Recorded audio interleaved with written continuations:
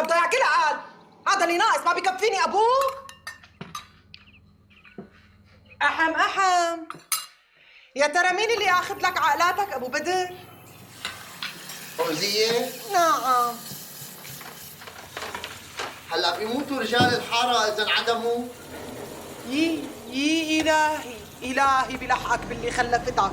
لا بيحيوا من جديد يا بعدي.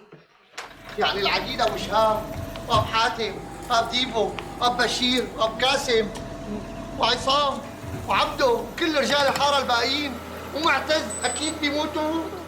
هلا حبيته لمعتز؟